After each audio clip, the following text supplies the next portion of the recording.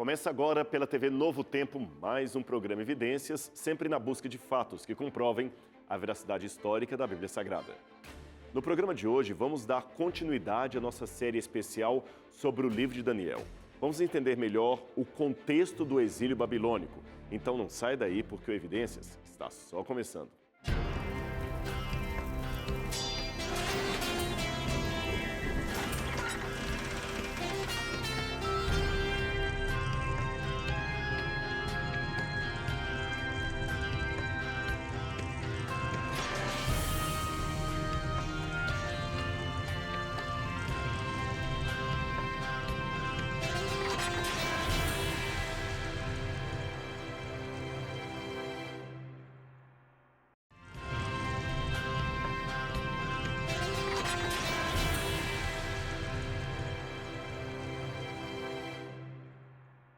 De volta com o programa Evidências, mas antes de iniciar o assunto de hoje, eu não posso deixar de oferecer para você o Guia de Estudos Evidências, preparado com todo carinho para você e sua família. E para pedi-lo, é simples. Entre em contato conosco pelo telefone 0 operadora 12 21 27 3121 ou pelo site biblia.com.br.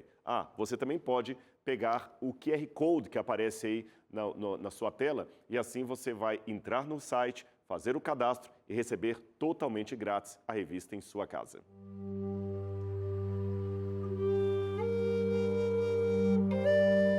Que mistérios ainda temos para desvendar a respeito desse livro?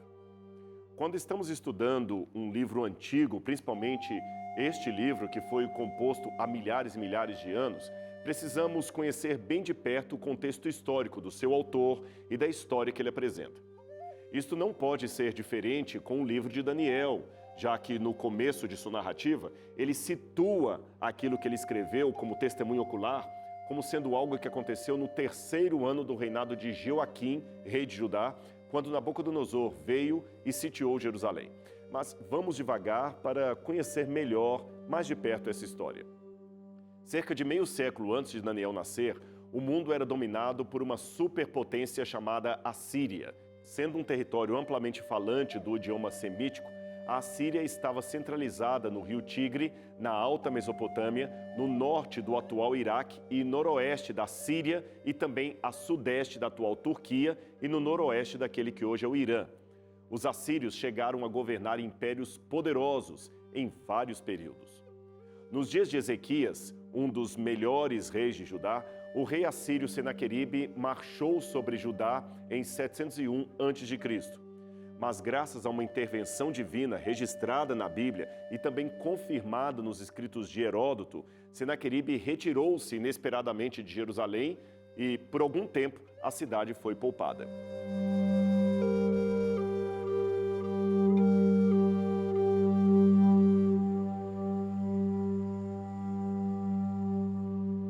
Em 626 a.C., no entanto, um novo rei subiu na província da Babilônia, chamado Nabopolassar.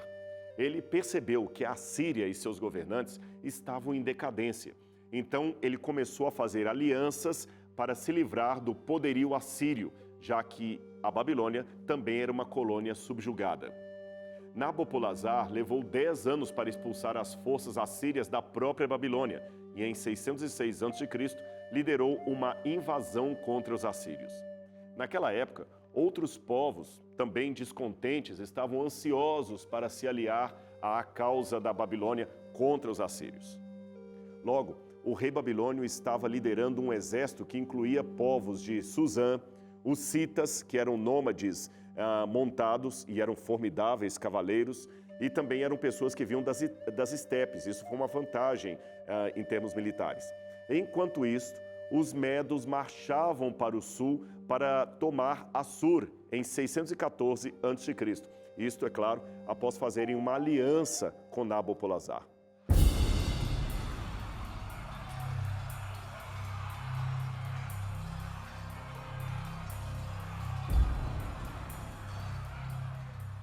Eventualmente, a grande cidade de Nínive, capital da Assíria, acabou caindo em 612 a.C., sob o ataque da Babilônia e os seus aliados. A princípio, isto poderia parecer um alívio para Judá, pois representava uma derrota de um velho inimigo. Porém, o Egito, no sul, também era uma ameaça constante para os judeus. No começo, Josias, que era o rei de Judá, cheio de forças, juntou-se com os babilônios para lutar contra o Egito. Mas tiveram muitas baixas e perderam muitas vidas em batalha, inclusive do próprio rei Josias, que morreu em combate. O Egito, dessa vez, venceu a guerra e impôs um pesado tributo sobre Judá. Mais tarde, no verão de 605 a.C., Nabucodonosor derrotou os egípcios na decisiva batalha de Carquemis, aquela que ficava no Eufrates, a nordeste de Jerusalém. E não muito depois disso, desse sinal de triunfo militar, o pai de Nabucodonosor, que eu já mencionei, o rei Nabopolassar, acabou morrendo. E aí Nabucodonosor, o seu filho, teve de voltar para a Babilônia como o novo rei. Foi aí que Nabucodonosor começou a fazer várias e regulares visitas aos seus territórios conquistados no oeste, a fim, é claro, de tomar tributo e para se apossar deles de maneira pessoal, fazendo justiça.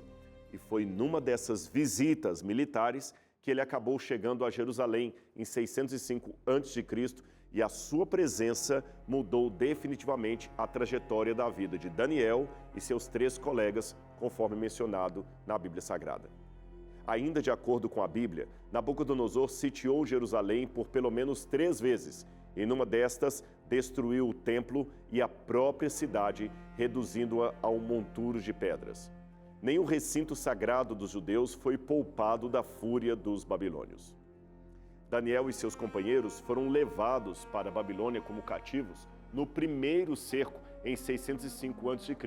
E, de acordo com alguns autores, eles talvez teriam sido feitos eunucos na corte do rei da Babilônia. Eu sei que isto é muito forte e talvez mereça uma explicação mais detalhada. Então vamos lá.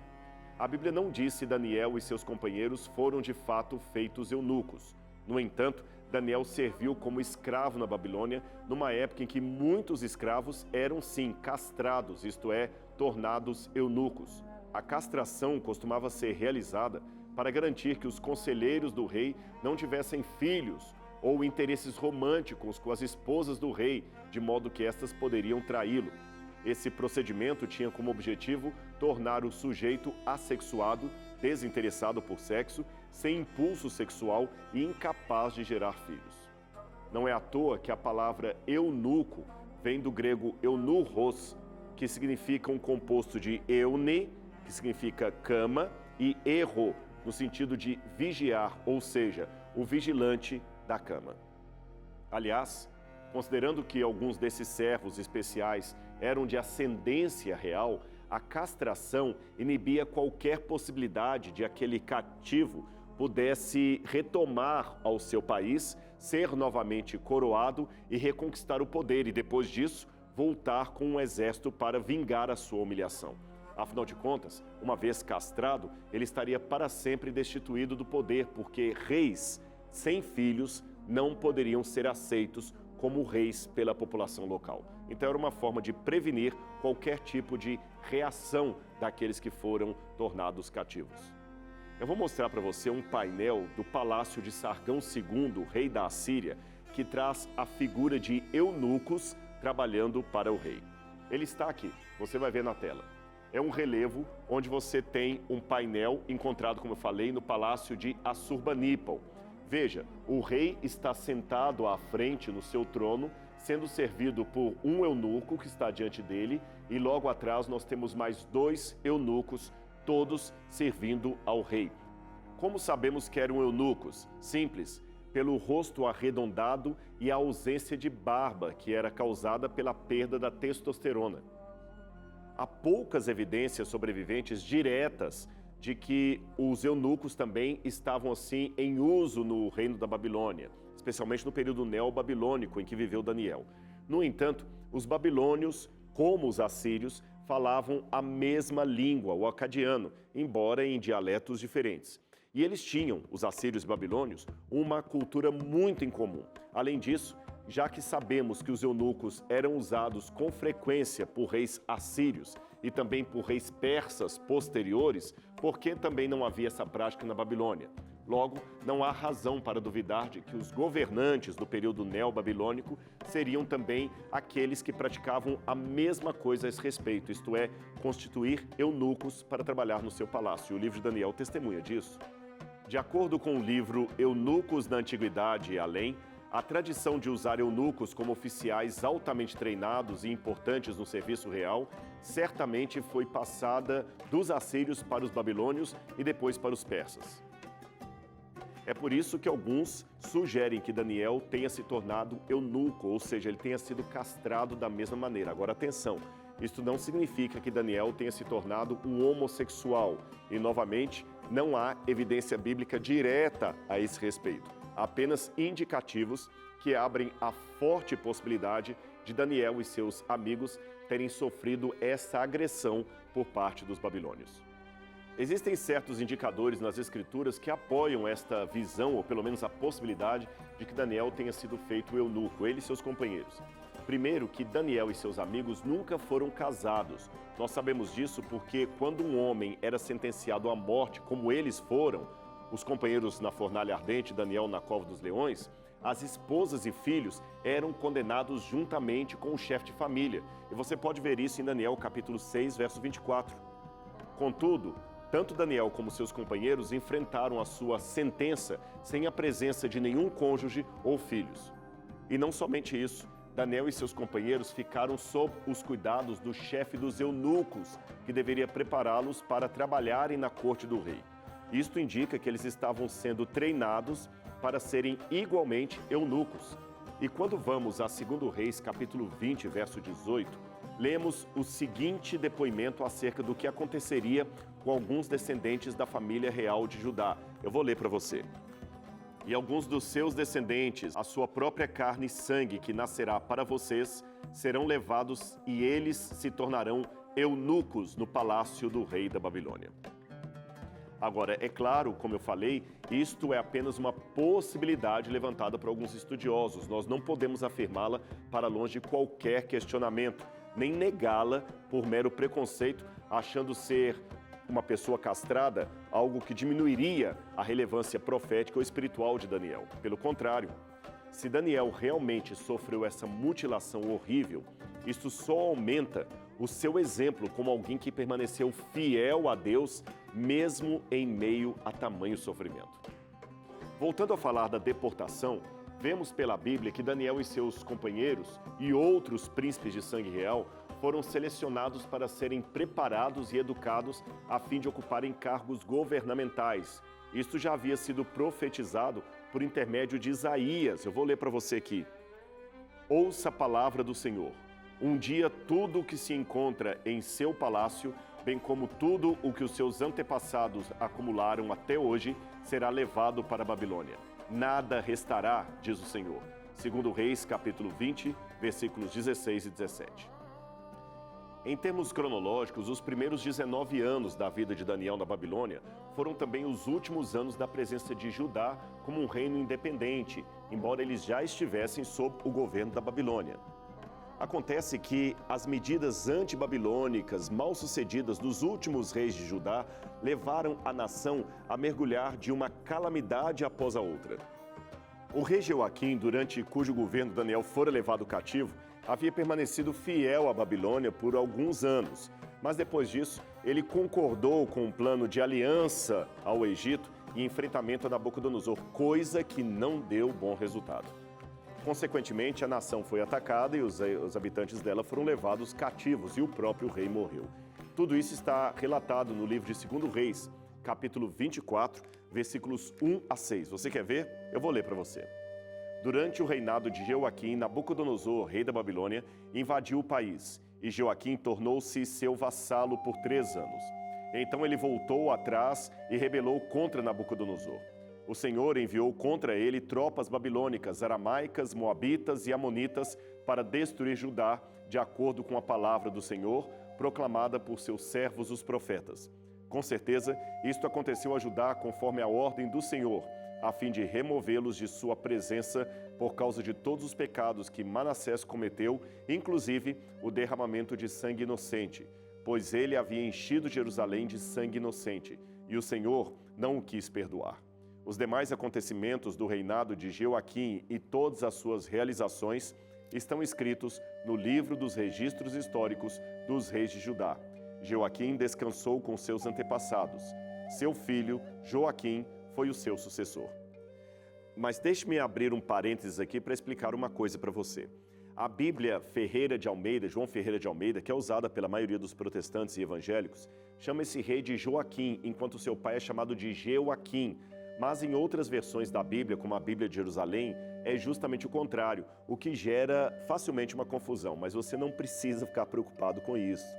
Trata-se apenas de uma variação gráfica que aparece no próprio texto hebraico. O seu pai se chamava Jehoiaquim e ele Jehoiahim.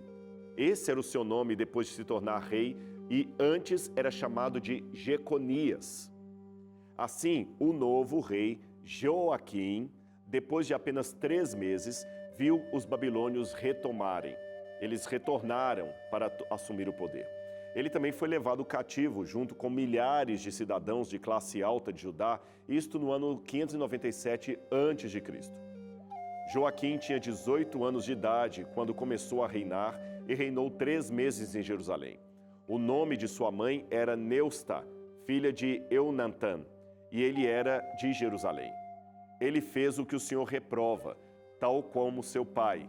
Naquela ocasião, os oficiais de Nabucodonosor, rei da Babilônia, avançaram até Jerusalém e a cercaram.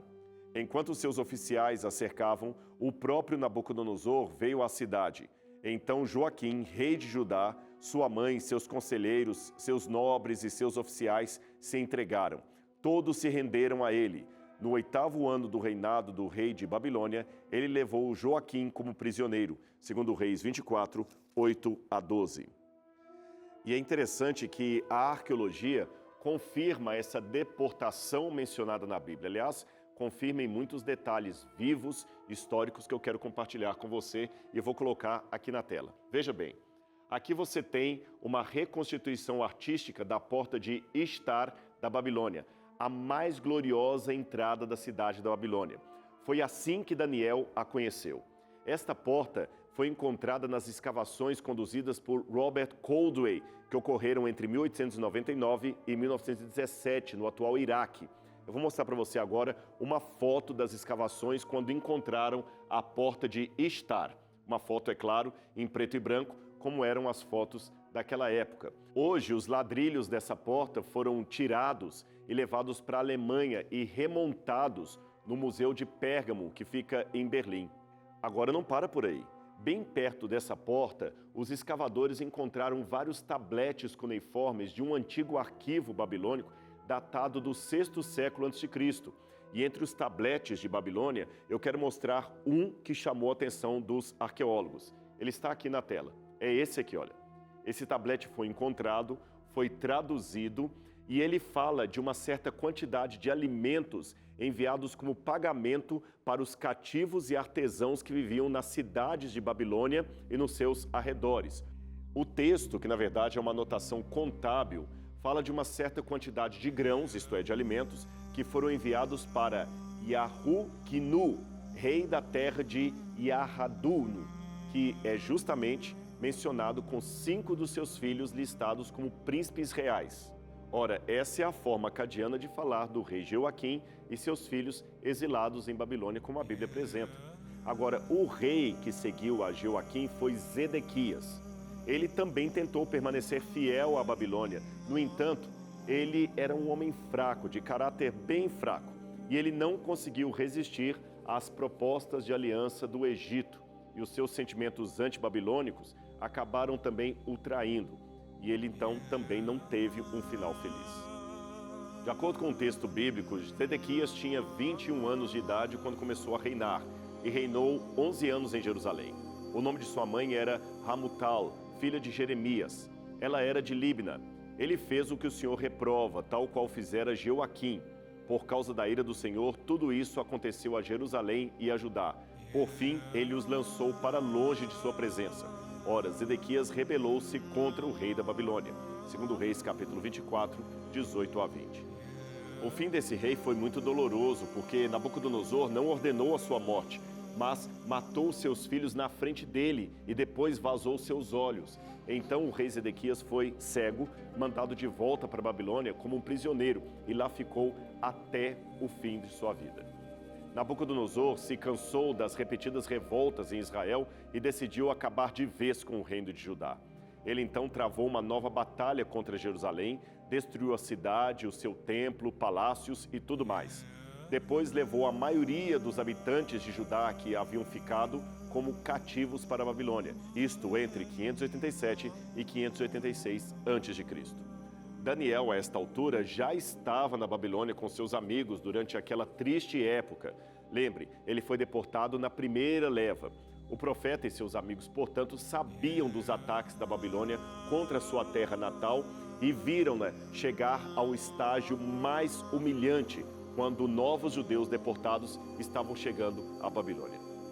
Agora, imagine por um pouco a cabeça de Daniel e de outros exilados. Eles deviam estar com sua mente fervilhando de perguntas, coisas do tipo: por que Deus permitiu que isso acontecesse ao povo judeu? Por que tamanha crueldade? Lendo o texto assim à distância, o quadro não parece tão dantesco, tão medonho, mas lembre-se que aquilo que nós lemos através de uma tradução em português, para eles, era uma cena viva que acontecia dia a dia. Eles perderam amigos, parentes, gente com um nome, um sobrenome, um rosto, uma história. Por que isso aconteceu? Os principais livros históricos do Antigo Testamento foram escritos para responder essa pergunta. Então vamos dar agora uma olhada nesses textos, tá certo? Em primeiro lugar, devemos entender que Deus é fiel, as suas promessas nunca falham. Ele prometeu a Abraão que daria a ele e sua descendência a terra de Canaã como possessão ou herança perpétua. Depois de anos de escravidão no Egito, o povo de Israel viajou 40 anos pelo deserto até chegar à terra prometida. Liderados por Josué, eles conquistaram a terra a oeste do Jordão e baniram muitas das cidades dos cananeus. No final da vida de Josué, eles poderiam dizer que nenhuma palavra faltou de todas as coisas que o Senhor seu Deus prometeu a seu respeito. Tudo aconteceu para você, nenhum deles falhou. Josué 23, 14. Porém, apenas 6 séculos depois que essas palavras foram escritas, as capitais de Samaria e Jerusalém foram destruídas. A terra de Israel foi arruinada pelos assírios e a alta classe foi levada cativa para o Oriente. E depois foi a vez de Judá, também levada cativa pela Babilônia. E por quê? A resposta curta e objetiva seria o pecado. Esta era a razão do cativeiro de Israel e também de Judá. Agora, a resposta mais longa e detalhada seria aquela encontrada na historiografia bíblica. Lá nós lemos que as promessas de Deus feitas aos hebreus de que eles ocupariam a terra não eram promessas incondicionais. Tudo dependeria da sua obediência à lei de Deus e a sua fidelidade à aliança feita com Deus. Moisés afirma isso, e você pode ler depois com calma, em Deuteronômio capítulo 28, versículos 58 a 64. E nesse sentido a gente vê que já na época dos juízes parece que algo começou a dar errado. O povo adorava os mais variados ídolos cananeus, que eram falsos deuses, além de cometer todo tipo de pecado inimaginável. Após um breve período de prosperidade durante o reino de Davi e Salomão, a situação piorou novamente com a ruptura do reino do norte, Israel, e o reino do sul, Judá, e os sucessivos reis de Judá e Israel. Sobre o reino de Judá, o livro de Reis não tem nada de positivo a dizer. Em 722 a.C., Samaria, a capital do reino de Israel, foi conquistada pelos assírios e as tribos do norte foram perdidas até os dias de hoje. Judá ainda durou 150 anos a mais que os seus vizinhos do norte e conheceu até alguns bons reis como Josafá, Ezequias e Josias. Mas a maioria das pessoas pecou gravemente contra o Senhor, assim como já haviam feito os seus vizinhos do reino do norte, do reino de Israel. Isso, apesar dos insistentes depoimentos, admoestações e conselhos dados pelos profetas. Deus os puniu mais uma vez para levá-los à conversão, mas eles preferiam seguir o seu próprio caminho, não aprendiam com o erro. Finalmente, depois de tantos anos de advertência, Deus não teve outra alternativa senão trazer o julgamento também sobre Judá, e o julgamento veio na forma como os profetas falaram. o povo foi mandado para um novo exílio, dessa vez na Babilônia, e a causa eram os seus pecados. Agora você vê como Deus é misericordioso. A lealdade de Deus na sua promessa feita aos patriarcas, principalmente a Abraão, não permitiu que o Senhor abandonasse para sempre o seu povo no exílio da Babilônia. Depois de 70 anos, também marcados na profecia, eles seriam autorizados a retornar à sua terra e recomeçar tudo de novo. No entanto, é claro que o principal problema do pecado na história de Israel, infelizmente, não parecia muito bem resolvido. Sabe, eu vou confessar para vocês, para mim é um mistério como Deus ainda pode habitar com pecadores tão teimosos como foram os judeus e como somos também nós hoje que nos dizemos cristãos, porque nós não estamos muito diferentes dos judeus do passado. Nós parece que dizemos acreditar em Deus, mas não levamos a sério as coisas de Deus. O que posso dizer é que, mesmo vivendo numa cultura em que as pessoas não aceitam falar em castigo, punição, uma cultura em que é proibido proibir, pelo que eu entendo da Bíblia, permitam-me dizer assim, a disciplina pesada é sim uma coisa necessária e uma demonstração de amor. Deus puniu severamente o povo para demonstrar o seu amor. Aliás, isso está aqui no Apocalipse do Novo Testamento, Apocalipse capítulo 3, verso 19. Olha o que disse Jesus. Eu repreendo e disciplino aqueles que amo. Por isso, seja diligente e arrependa-se. O que eu entendo de tudo isso é que, de alguma forma, a lei de Deus deve estar escrita nas pessoas, dentro do coração de cada pessoa. Aliás, é uma promessa bíblica, quer ver? Esta é a aliança que farei com a comunidade de Israel depois daqueles dias, declara o Senhor. Porei a minha lei no íntimo deles e a escreverei nos seus corações. Serei o Deus deles e eles serão o meu povo. Jeremias 31, 33. Que maravilha, não é mesmo? Esta promessa está reservada também para você e para mim que vivemos hoje. Nós podemos aprender com a história passada para não repetir os erros no presente. Mas o programa Evidências tem muita coisa para mostrar para você ainda. Então não perca a continuação do nosso assunto semana que vem no programa Evidências para falarmos de Daniel e as suas profecias. O nosso encontro é aqui na TV Novo Tempo, o canal da Esperança.